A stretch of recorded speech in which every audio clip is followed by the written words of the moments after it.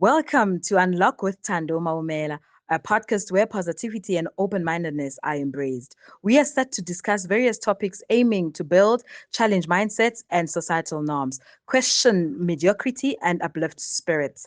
If anything, expect a mind-blowing podcast hosted by your very own sister coach, aka Sheila Tando Kamaumela, the Kingdom Diva. Danko.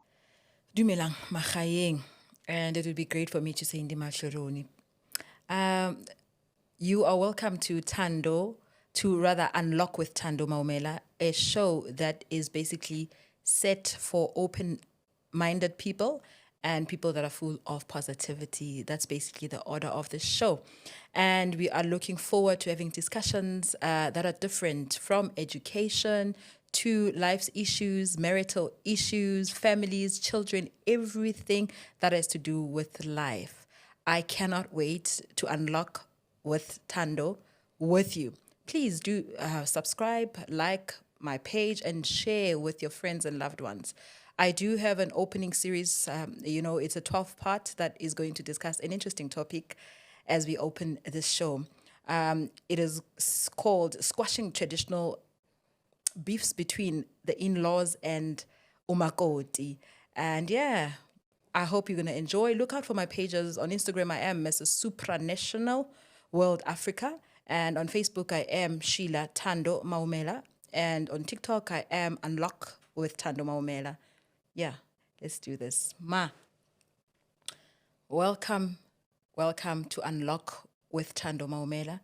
And thank you so much for taking my invitation, or rather for seeing it fit that you join me in studio so that we can discuss this long-term, relation that we've always, some of us find it existing. I suppose mankind in general are born into existence ngayo. First things first, I would like for you to introduce yourself to the viewers.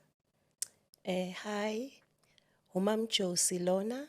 I'm Josephine Rivombo, bangibiza Mam Josie. Umama wasekasi. I was born in Soweto and now ngihlala Joburg South. Okay. So I think briefly we spoke privately and we basically dissected what the show is about. And more than anything, my interest with you came with the fact that you've got she's got a book that she's going to write about the topic that is relating to Aumakoti and the in-laws. But what intrigued me most about her is that she has a great relationship with her daughter-in-law. She has a powerful approach towards, having umakoti in her household. However, my interest in her was her mindset. How come she has this mindset to not treat umakoti as a slave, to not treat umakoti as an estranged person who's just come to take her place, gumdanake, to not treat umakoti as someone that's supposed to come and serve her and serve the family entirely. Briefly share about your own story. And I believe, Uguti, every woman that is a mother-in-law, majority of them, they've been married before. They became umakoti somewhere. You are carrying a surname that your daughter-in-law, who will later join us in studio, by the way, and the sister-in-law. For now, we're going to discuss Mam Josie and her life as umakoti when she joined into the family that she's joined into. Why are you so open-minded? What's your story? Personalism, Mam Josie. My story is ngishade ngimncane. I was 18 years mangishada. And which year was this, 1985. Okay. 1985. Ngishade ngo-1985. I was 18 years. Ngumntana wesikolo. Ngaba pregnant ukudlala, yazi ukudlala wrong. And then ngathola ubhuti ongithandile wathi ngiyakushada no matter what. Mangiceda ukukushada uzobuyela esikolweni. Ngashadwa impela ngalotsholwa. Mangiceda ukulotsholwa ngayohlala emzini. So mangihlala emzini kunento ukuthi utshelwe ukuthi umakoti ufanele uhlale 1 year noMamazala ukotize before you can move out. But mangihlala ngiyibheka ngoba my upbringing respecting my mother and my father, umama naye bekashade amncane. Ungitshela ukuthi ushade anabo 14 15 years somewhere there. Bo 15 years ya makangichazisela athi kimi uma ushada uyazi ukuthi bangaka amantombazana abawufunayo umshado, uhamba uyoqinisela noma kukubi uqinisele mntanami indoda ayiphendulwa emshadweni. That you must know. Noma kunzima ufamba uyatiyisela. So ngikhule ngalonto leyo bathe ngiyoqinisela. Ngina 18 years. Kusho ukuthi vele yilento efanele ngiphile yona. Ayi ukufika emshadweni kwashuba. Kodwa ngoba ngalalela lento umzali wangitshela yona. Ngafike ngahlonipha. Ngasebenza kulobo kunzima kunjalo. But kokuqala ngingakachubeki bengifuna ukuthi ngishare nani ukuthi ngisho ukuthi umakoti uyini. Yo, please, ma. Legama leli la kamakoti libuyapi? It's a Dutch word. Oh, is it? Ama-Dutch siyazi ukuthi bakhuluma i-Afrikaans. Okay, I didn't know that, guys. Makoti, mark on steer. Senzeli tiya, make us tea. So the word makoti comes from the Dutch word. A little mark on steer. Manje abo mama, abo khokho nabo gogo bethu babesebenzela lama Dutch. Kwakuyibo abayenza itiye, babayenzela ne-overall, ifoskoti nedugu. Yeah. Mabayenzela ifoskoti nedugu, wonke umuntu oza kuloyo family leyo yama Dutch bayazi ukuthi lo ogcoke ifoskoti uyo fanele asiseve.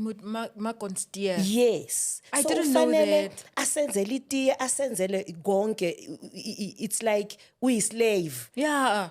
We slave kubo. Yeah. Ufanele ubaseve from umntana omncane everybody ngoba wena uidentifywa ngeuniform ukuthi uwe umark on steer. Bese abogogo bathi so makoti. Kula iphuma khona umakoti. Okay, so ma, this is intriguing, and thank you so much for sharing. I never knew ukuthi the name Makoti comes from that, and now I understand why some people hate it so much. They don't want to be called umakoti. Yes. Now I get it. As much as Tina, we bring it to frills. It's a beautiful word for it. Okay. Now, ma, so you got to Mzini and you became law servant, law mark on steer. Yes. Awa excela kuyo leyo department. Ngafika excela ngenye indlela emangalisayo ngoba bengithandaza, bengikhuleka. Yeah. Ukuthi lo 1 year makadlule ngizokwazi ukuthi ngiyohlala nendoda yami. Yeah. Ngoba vele eingcondweni zethu esishade kudala bewufanele bathi ufanele ukotize before uya kwakho. But I'm sure it felt like 12 years, ne? 1 year felt like It was like 20 something years because ufanele useve abantu maybe by 8 endlini or 9. Ufanele upheke, uclean, uwashe, uayine, ushanyele, wenze konke. Noma abantwana bemantombazana bekhona, kodwa wena ungumakoti. Gabo baba ngalo sikhathi bayingakhi bona? By 5. How many girls, how many boys? 3 boys, 2 girls. Amantombazana lawa yenzani? Amantombazana kusho ukuthi ukhuliswa ngendlela le umama wakho akukhulisa ngayo ukuthi umakoti. So nomntana wentombazana uba kulonto le ukuthi umakoti usikhwiza lo ufanele ayenze lento. So engifuna ukusho ukuthi kube nzima kodwa at the same time utshelwe ukuthi uyoqinisela. So kusho ukuthi yonke lento yokuthi umuntu umakoti and they have to serve a family comes from a traditional inheritance. I'll put it like ukuthi it's inherent ukuthi uyafundisa umntana entombazana ukuthi he'll treat umntana abantu, because I don't understand why would I be a girl child and want to sit nje and do nothing because khona ubhuti wami ushada umakoti.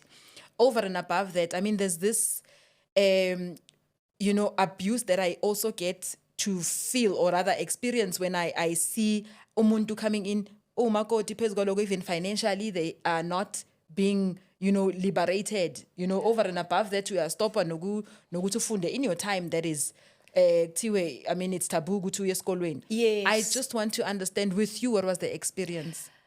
Mina ngishade la ba right khona. Umama she was a teacher, ubaba umfundisi. But because legama laka makoti lilapho, into ehluphayo kule ndaba yaka makoti ukuthi umama akafuni ukudisconnecta from umntana wakhe umfana. The umbilical cord between the mother and the son akafuni ukuyidisconnecta, ukuvuma ukuthi umntana miseka nomfazi. But until when you have your own husband, it's like there is something, off. Exactly, there is something that it has been taken out from yena. Kusho ukuthi mase umama nomntana omfana bangahlukani, yiyo le eyenza ukuthi kuphilwe nzima, because umntana omfana usuke abe too attached to umamakhe. Inkinga yini? Si spoiler abantwana bethu babafana abomama. Siba spoiler kanjani? We are too soft kubo. Umntana omfana too close kumama. Ngoba mabayenza into wrong, yithi esibakhulumelayo. Manje that is why noma uabuswa, noma usebenza as a slave emshadweni, akayiboni lento ngoba uthanda umamakhe, akafuni ukukhatha this umbilical cord ahlukane nomama. Ngoba kunevesi kwiGenesis ithi uzophuma ma ushada umfana makaphume uyohlala nonkosikazi wakho. Yes, the living and cleaving part is always the most difficult. Even na premarital counseling, I remember it was the most intense part between myself and my husband and the counselors at that time. And they were a young couple counseling us, Nema. And the discussion at that time was, look, living and cleaving, it was a topic on its own, right? So we had about 7 topics, if I'm not mistaken. And ngikutshela ukuthi I think sathatha two full weeks to discuss. Basically, saba ne session, saba another session. Umkhwenyana feel ukuthi this living means abandoning. Which I will never abandon my parents. But who said you must abandon? There's nobody who said you must abandon.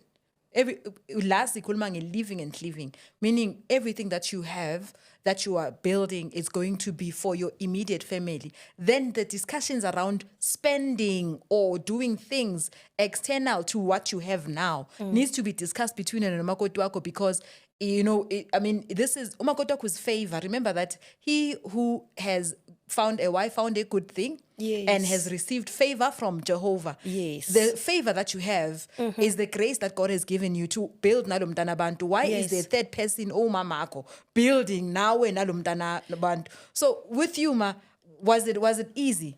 It wasn't easy. Into engishoyo ukuthi umama akafuni ukudisconnecta kumntanakhe umfana ukuthi umntanakhe aconnecte nonkosikazi wakhe. Phela ufanele umfana aphume, asisho ukuthi amiyeke. But ufanele disconnecte ukuthi senginomfazi. Ene kuhle ukuthi ushade indoda se-imatured. Ngoba azi ukuthi azimele ukuthi mama lo umfazi wami. Le ayenzwa le. Yeah, they are supposed to protect ubuncane nginjalo.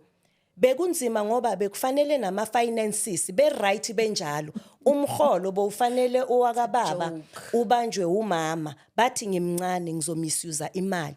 So everything roll on, okunye awukwazi ukukusho. Bekufanele ngiye kumama, mam ngicela roll on, but everything bekufanele ngicele ukuthi umuntu ayongithengela lezo zinto lezo. Kwafika isikhathi uNkulunkulu wangisiza wathi stand up ufunde ukukhuluma. And after how long? After so uyophela vele nonyaka ngiloku ngiphila leyo mpilo leyo yokuhlonipha, yokurespecta, yokungaphenduli, yokungangitshela ukuthi ungaphenduli indoda yakho. Plus culture, Nima. You are Tonga, right? Yes. Yeah, plus culture. Those are the most vendors as well. I made it into the you family. have to humble yourself. You have to respect. Even nala wrong khona ufanelanga ukhulume. Yabo. So beku difficult noma benakho besebenza, but still they must control. Yikho ngisakhuluma nge-disconnection kamama nomntana ke womfana. If banga disconnect ubhuti, indoda engishadile inga disconnect kuma wakhe, uzohlala uyislave kanjalo right through.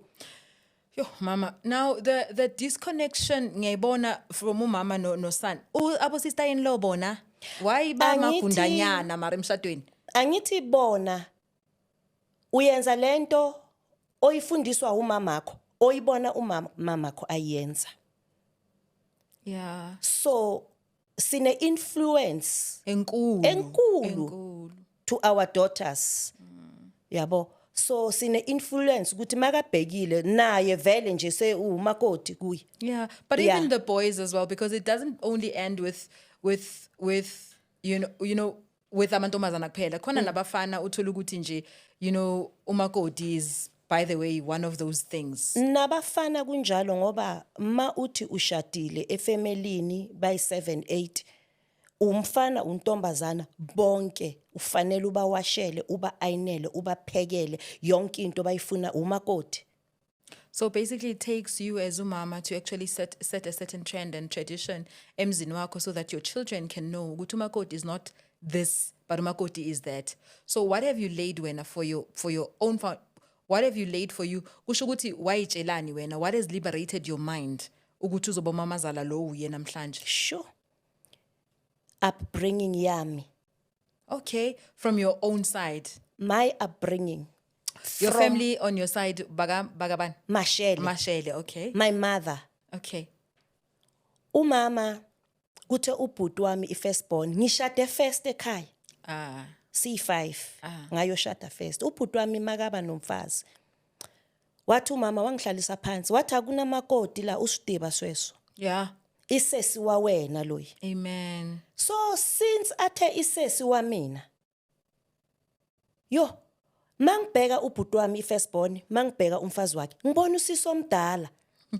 Ene abomakoti bakithi bonke namhlanje if ungabafonela ngihleli la e-studio, ubabuza ukuthi bani treata kanjani kaMashele, bathi we are queens. Amen. Namanje umakoti omdala uyasho arinaki queen nna. Ngikhetile linyalo. Yeah. Matswale 1 rata bosikhwiza ban rata umakoti wakithi namhlanje yimi engimenzela itiya vice versa.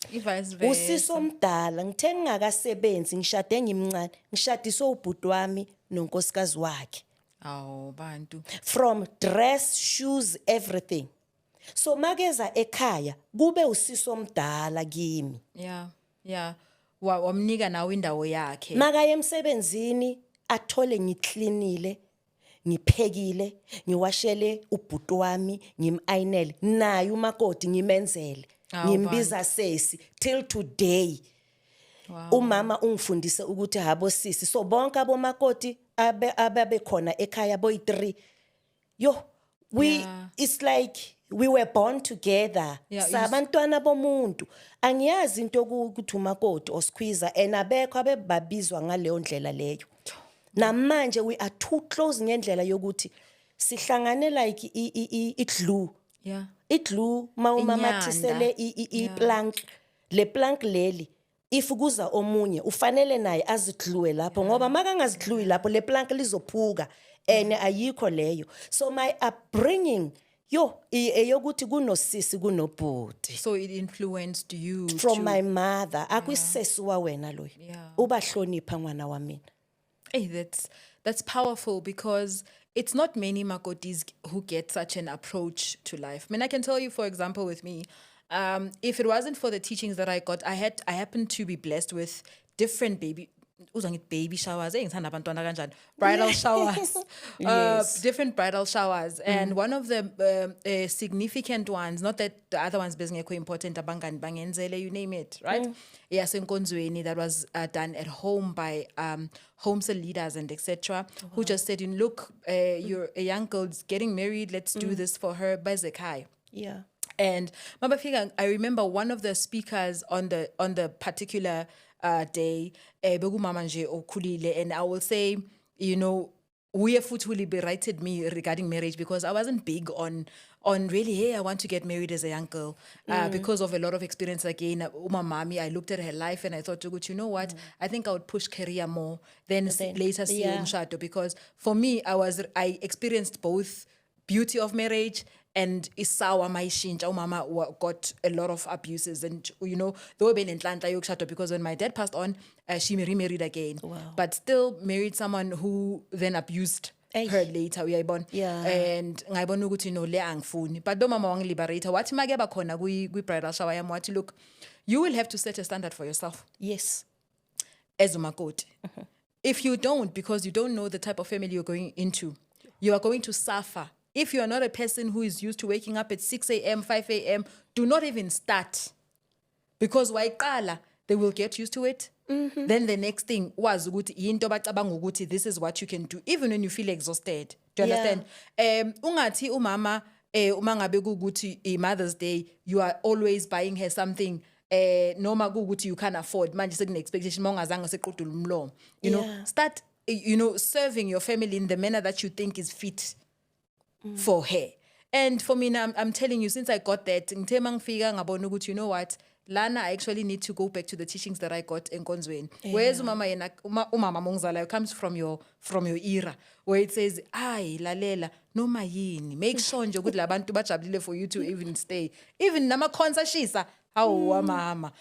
But nonetheless, I'm loving the fact that ma, you are stating ukuthi where you are, where la ukhulela khona. Mina mama did not I did not experience the whole being a sister-in-law to someone bebonke in one place where I know Gucci loved them. They would have discussions. Mama was close to basically everyone, but I did not have to see her abusing. Ugutu mama washata na abu putbaki mebe shata bashata guguti. She's far off for me to see her experiencing that. But for you, it's something else. It's epic.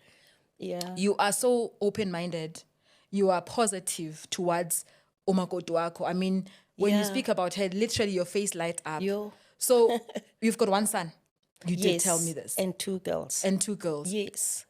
Injani nje, when you first heard your son saying ngiba nomakoti. Akayicalanga kanjalo. Okay. Uyicala every day. Athi mama, yazi mangishada ngifuna ukuthi ngithola umakoti okwazi ukupheka. Mangathola umfazi ongakwazi ukupheka, ongakwazi ukubheka, ngisenkingeni. Ngoba ngithanda ukudla. Ngoba awusu mama wama take away. Yeah. I always cook. Yeah. Always. Futhi mangithola umfazi mama ngizomletha umtrain for 3 months. Ukuthi umtrain ukuthi akwazi ukupheka. Ngihleke kusho ukuthi bekafuna ukubona ukuthi makashada ngizoba umamazala onjani. Hebana. Uthe one day uyafona ke uShona usendleleni athi mom, I'm on my way, where's dad? Ngathi dad, it's here. Athi I'm coming with my friend. Ngithi oh okay, athi ngizo introduce my friend. Manje ngithi uhlwela uza nabo friend lo introduce wayo yilo njani special. Hayi ngizobona ngawe mawufika nefriend yakho. You know what? Umoya oyingcwele nokukhuleka ngathi cha ulethe intombazana lo. I start cooking for umakoti wami. Ngayenza ama dessert. Ngathi peppermint crisp. You bake ma. Ngabake mabangena uyasmile uyangibheka. Kaningi ukubonisa ukuthi abomamazala ungathi yithe sinenkinga ebantwaneni bethu babafana. Ubheka mina first, akabheka ubaba wakhe. Mangangibheka ngiyasmile bahlala. Sibheka lo sisaze naye sawubona ma daddy ninjani sikhona wathi hayi nanga umuntu engizomintroduce umngani wami samjabulela ngathi sukuma mngani kaShoni yenza ukudla waphaka makaceda ukuphaka ukudla ngathi okay sadla umntana kabani siyazana kodwa yena angimazi kunzima ukuba umamazala because kungena umntana ongamazi ukuthi ukhuliswe kanjani. And manje ufanele afike afite. Amen. Kulento. Nawe umakoti kubhlungu kuya emzini ngoba awubazi ukuthi abantu abanjani bayokuphatha kanjani. True. Thema kafika ngambona uthukile ngathi phaka waphaka makaqeda washa izitsha ngawasha na izitsha then bahamba. From there so kuya introduce manje ukuthi uzolobola.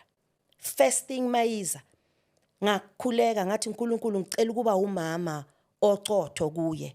I must be a teacher. I will help her. I will support her. I will do whatever. Ngoba ngithanda umntanami omfana, ngizomthanda lo mntwana. Amen. Ene naye uzosithanda. Ene uthe makafika samthanda ngendlela yokuthi ubaba wamnika negama wathi igama uNana. Simbiza Nana namhlanje. Why sithi Nana? Because our son is last born. Oh, okay. So sithi athi ubaba ngabe I last born kube intombazana. Angithi besizothi Nana. Unana wethu nawo. So namhlanje simbiza Nana. Ukubonisa lolo thando lelo. Ene naye uspoiled ngendlela yokuthi uyazi ukuthi bayangithanda. Yeah. Makangena ufree. Mama amateki ayangishisa. Ngifuna isandals. Ngithi hambe ekamereni. Ushone ekamereni kaMama. Athatha isandals. Mama kuyashisa overall kuphi. Mama siphekani. Ngathi kuye hlala phansi. La kukwakho. Amen. Kukwakho la. But there seems to be also naleyo parting ngifuna uyithinte kahle, because there seems to be a thin line man between Mamazala mageti la kukwakho. And I'll speak about certain things like a bedroom, for example. Tiwe this camera la konali la that you can use for you to be there. Obviously it's a service room for yourself and your husband. But uthola ukuthi man kunesiphithiphithi kule camera, but Mamazala ute indawo zolala kuyo yiyo le. The next thing when you are raising issues as umakoti, or how are you supposed to raise them, ukuthi ayibo, but you were phela mina I come from a background where ethi ubhuti wami ithi ngithi abomalume bami nje amakamera abo hayi bengasinto nami ngumshana ngidlaleli nje khona lapho akwenzeki mangiye khona ngithunyiwe go and take a blanket or whatever, I go and take a blanket, that's it. My understanding ngikhula ngibona kungangeni umuntu, even my mother kangeni. Do you understand? You are being sent by ugogo or umkhulu ukuthi go ekamereni laka ngumalume omdala bekabizwa daddy, because bekubhuti omdala obashadise majority yabo bonke. Go ekamereni laka daddy siyazi ukuthi isolanda whatever ngiyoyilanda ngiyaphuma akwenzeki nangephutha. We are not using that room. And Mamazala ngalo sikhathi usekukwakho la, meaning you are not here to bully people, but you know your boundaries. At the same time, you've been respected enough to be given your space. But it seems ukuthi kuba inkinga manje maso so you realize ukuthi yaphithizela abazukulu bakagogo uma abosisi bakhona bayangena bayaphuma. Phela lo muntu ubhuti wabo bakhula nobhuti wabo bamazi ngendlela ehlukile kunale yakho. Now wena uyafika so uthi okay, so I was told this is my room. Suddenly mawufika ever so often hayi khona uyabona ukuthi hayi cha phela la it's a playroom. I mean, how is it that you are able to say kukwakho la ubuhle is respected, iroom lakhe indawo yakhe is given make khona, regardless ukuthi abantu bakhula lapho kukubo? Ngibuyela back ku upbringing ukuthi mina ngikhuliswe kanjani. Mina ngokwami kithi kaMashele ngithema ngizolotsholwa kunemali abayibeka phansi bathi imali yamantombazana bari imali yabanwanyana. So leyo mali leyo umama uye wayithatha wathi ngiyothenga ingubo ezintsha, amashida amasha, indichi, ivaslapi, yonke into for umyeni wakho makavakasha la kwami. Angeke ngithathe ingubo zaka mamami zilalwe umkhwenyana. Well, uyeza azongivakashela nomntana omncane banginika neroom ngaphandle. Okay. So nami ubuhle makafika kwami. Uthe makafika umakoti. Ngikhula ngalonto leyo yokuhlonipha umakoti. Umakoti okuqala I'm excited. Nami sengifunde kumamami ngathi sisi ikamera lakho nali. Ene mangithe ikamera lakho nali. Abantwana bethu bamantombazana bafunda from wena umama ukuthi umtreata kanjani lo mntana wabantu ofikayo. So ikamera labo lihlala livaliwe. Line bedding, line ingubo zabo, line amashidi wabo, yonke into yabo entsha. Ilapho ngihlala ngilivalile, ngiyavula kudustwe kushanyelwa. Of course. But makafika same thing manje uno baby makafuna ukuchange inappy uya straight ekameleni lakhe. Nabo sister-in-law bakhe mabafika bangena kwamakamera wabo bashade nabo banamaka angikhumbuli futhi abamba nomnyango wekamera la kabhuti wakhe Yo. so nezizukulu zami esezikhulile Yeah. oyi-1 maka omncane afuna pumpkin. ukuyodlalela lapho uthi hayi ikamera la kamalume Malume leli. don't go there this is our bedroom yeah. this is our mom's bedroom Yeah. this is our aunt's bedroom so injalo ene how would ngadlalela ekamereni lomntanami umfana I must respect him. But yazi, it's so, I don't know, it's so sad to find that kukhona our Mamazala, even in this day and age, that have an expectation ukuthi uSean as your son must educate abantwana bakansakho abafaka isikolo. Afundisa abantwana baka Nkateko bafaka isikolo. Over and above that, maintain you and the family while kukhona his own immediate family and circumstances are different. We're going back to the living and cleaving. Yes. Circumstances are different. We are not saying ukuthi abantu mabangasizi laba kwazi khona, but why kuba ne expectation in your times whereby this thing uze usho uMamazala ukuthi look umntana kasisi wakho uswele see to it while umama wakhe khona la ubabakhe ukhona God knows where or ukhona nje but it's because there's a privilege your malume that can there should be payments and things that are being done and ziza ngifuna futhi ukuthi sikhulume ngendaba ye communication as well between how you communicate with your son now that he's married. How you communicate with your son now that he's married. So it's so there's so much that was going on in your time, but it seems with you it's a totally different case altogether because your daughters, they'll be here, they'll confirm the stories. Yes. Uguti, they seem to be having an understanding. Guti, I am serving my own household and attending to my children. Not that I'm unable to look into my nephews and my nieces. How are you doing it, ma? Umntana makashada my son kakhulu enye into efanele si understand ukuthi umamazala mother in law nge English bathi mother in law it's a law between umama nomntana wakhe umfana ukuthi uzoba nomfazi. Umamazala, mother-in-law, law that is bound ukuthi umntana momfana uzoshada. Makashadile, hayi masiyekeleni abantwana, masiphumeni kubo. We must just support them. Labahluleka khona. And into engifundile, a son akafundiswa ubaba oyi-1. Okay. Because ubaba umntana omfana uyoba omunye ukhulele efemelini ubaba abuser umama. So kithi ku different ngoba umntana momfana ukhula abona i-relationship between mina nobaba wakhe. Yonke into ecelayo efemelini yami mabaya kubaba uthi tshelana umama. It doesn't matter ukuthi nabo abantwana bakhe even today my girls and my son. Mama yazi ngifuna imali enqwele ngiyashoda ini athi tell your mother. Okay. Uthi ngifuna ipetrol ini uthi hambani kumama. Everything even na kwifamily yakubo makukhulunywa yonke into uthi tshelana umama. Yonke into uthi tshelani mina. So nami kumakoti wami ngiya kuye umakoti. Yeah. Ngithi ngifuna kwenzwe kuzoba ne baby shower kuzoba nani. Yeah. Ngicela ungisize ngalokho nalokho. After ngithi please talk to umyeni wakho. Yeah. Yonke into ngivaya yena. Hayi umntana contributions. And another thing manje fanele ngibaphi space sabo. Angeke ngisahlala ngixoxa nomntana momfana manje ngathi usahlala nami la endlini. Unida ispace sakhe. Mina ngiyenze ukuthi my son sikhathile that umbilical cord between mina naye. Abe umngani kabuhle. Abe umngani aconnect emfazini wakhe but hayi ukuthi sekangilahlile ngumama. Yes, he will never. Usangithanda. But ufanele azi why umama ngifuna kuba nemizi A2 ngicontrol kwami ngiyocontrola umuzi womfana wami.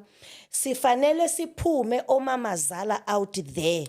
Please bomamazala masiphumeni ebantwaneni sibayeke baqale ilife yabo and we must support them. Yeah. Sibakhulise. Because it gets very confusing. As is he married to me, mother-in-law, or the sisters? Like, who is he married to, and whose father is he? The nephews and nieces and my children, even if angzalanga, the children who are to come, who's who la kahle kahle in the zoo? Because it doesn't seem like there's an understanding. When we were together, I'm making a brilliant example of what abomakoti are facing out there in general, because 95% statistically, it shows abomakoti abaningi, they are not happy with how things are handled. And 5% is actually the ones that are celebrating to say, Guta, I've got the best in-laws, which Ubuhle is one of the guests that are going to join us in studio saying, my in-laws, Umam Chosi, is one of the people that is giving me the platform to feel like I'm a child in that family. Mamazala ulo nabantu ofundise nabantwana bakhe bamantombazana ukuthi umakonstiye wena. Yohlala umakoti. Yeah. Noma sewugugile usabizwa ukuthi makoti. So namanje angikhumbuli kwami umakoti wami simbiza makoti or squeezer or in. Angifuni nokulizwa igama la kamakoti. Ngoba la ungena khona uya kwi rural areas kunezifo kunamaphathi. Uhleli nabantwana bakhe but kuyomemezwa wena. Bathi nanguye umakoti.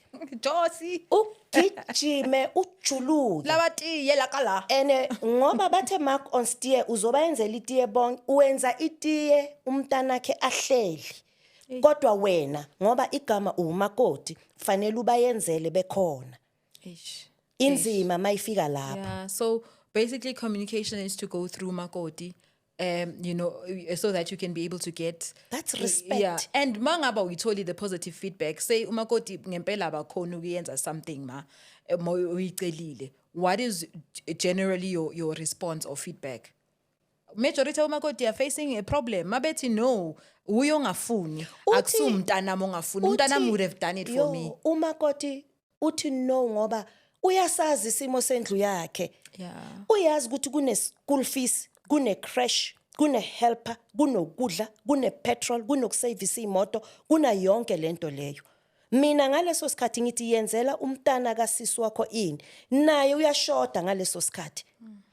Uyashoda lo makoti. Ufanele athi no bese nithini I-relationship ayisekho no mamazala ngoba wena uthe no. It's these unsaid or unspoken expectations of umakoti mama that are luring or rather redirecting where this in-law and umakoti situation is concerned. Uguti, there's expectations that in-laws have, but they never directly say until you are in action. Then you realize, I'm expected to actually be buying shoes for this one, or expected to be doing this and that for this one. When you happen to be umamazala on both sides for mantombaza unabakwenyana. Iyo. Ebakwenyana yenza njani? Ngifuna naleyo part. Ebakhwenyanini bami ngisase lo mamazala. Kufike abakhwenyana abazunkulunkulu.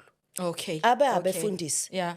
We praise and worship together. Amen. So kulula. Yeah. Kulula ngenye indlela ngoba naye umakoti umuntu othanda uNkulunkulu. Amen. So uthe makufika umkhwenyana wokucala bese ngimazi ukuthi uthandani.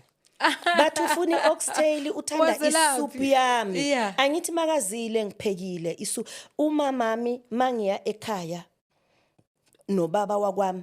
Usuyamazi ukuthi uthanda inkukhu ehlatshiwe nabuswa. So true. Mama nile kuteni yo huku ntayishaba kwingwana mina ngentsutsuma niyalaba huku. Yazi uzogijima ifuna inkukhu sifike siyayiphekile. I-upbringing yami njengoba ngisho, this is how engibatreata ngayo. Umkhwenyana wami sengiyazi ukuthi umkhwenyana we-firstborn uthanda ini. Mabethi sisendleleni ngiyenza sure ukuthi ngimphekela lento ayithandayo. Amen. Lo we-secondborn ngiyazi ukuthi fanele kube nekhekhe ne-red cake. Noma asekhoneni athi mama siyafika lapha ekhaya amakhekhe akhona mama ngithi akhona athi mama ngizowalinda noma ngekho. I have to ngibabhekele ngespeed lo ngiyamazi uthatha i-red cake uthanda iscones lo uthanda ini umakoti wami yena unana wami. But so you realize that generally it's the norm. Gabo makoti, it's always easy. Gabo makoti, it's always a majority. Let me put it that way. With Gabo makoti, it's always easier than it is Gabo mkwenyan. Because the mother akafuni ukudisconnecta, akafuni ukuaccepta. Umama ubona ukuthi there is something efile ikhona into ethathiwe emzimbeni wakhe. Uthathelwe something empilweni yakhe. Akafuni ukuvuma. Ukudenial.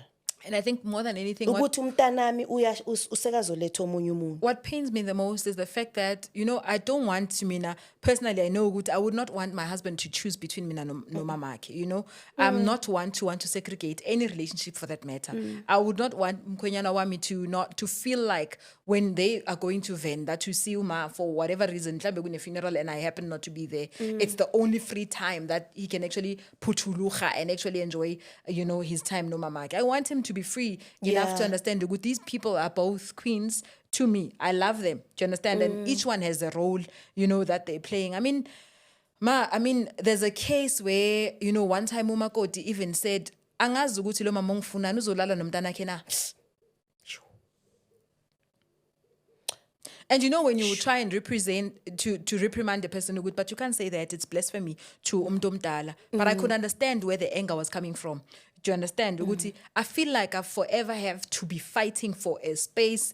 No, Mamazala. Even when I try so hard, let's have mina now. Let me leave the sisters-in-law. Mina now as my mother-in-law. Let me have a relationship now. Sure. For you, it's easier for me to do things, but for these ones, it's difficult because it so seems good. Finally, I must please. I must forever please. I was making a joke when I was doing one of my promos just to, alert people that I'll be shooting Unlock with Thando Maumela. Yes. Did you buy an air fryer? Did you even clean the ceiling? Yes. Ukuthi Mamazala wakuthande. No. Into efana naleyo. Yeah. Ukubona. Omunye hayi ukuthi abakuthandi. Yilaba abakhule ngalesa sikhathi se mark on steer. Yeah. But still wrong. Why banga change? Why bangashintshi? Why ungashintshi ubheke manje ukuthi abanye abomamazala manje senza kanjani? Shintsha. Nabantwana babo why bangashintshi? Mabashintshe. Ukhona omunye ke yazi ngale inkathi zethu esishade ngayo ngathi besinenkinga nje ukhona omunye umngani wami yena ke ushade rural area. Athi ngendlela bekunzima ngakhona makafika emakhaya uthole ukuthi nengubo yokulala. Ile yangubo angazi yaka 19 bani lumayo le grey. Wacela ubaba wathi ngicela ungithengele izingubo, wamthengela izingubo. Umamazala wangena wathatha leza ingubo lezi. We were still at boarding school by then with this friend of mine. Okay. Indoda wagcina ke usisi wathi hamba thatha ingubo zami e boarding school engize nazo ekhaya sizolala ngazo la ekhaya. So yibo abafuni ukuhlukana nabantwana babo babafana bamthathela ingubo athi one day usikhwiza umthanda ngenye indlela emangazayo omunye angeke bafana umlethele inkukhu nokudla naye angeke bafane. Umamazala ulale nenkukhu ekamereni lakhe makalala nayo makavuka ekseni uthola uyathintita makathi uyathintita mama yini ama ants agcwele ngoba ufihlele umakoti wakhe inyama le ekulethelwe yena abafuni ukuhlukana but mina ngizothi abantwana bethu besilisa yibo abafanele bahlukane. Yeah.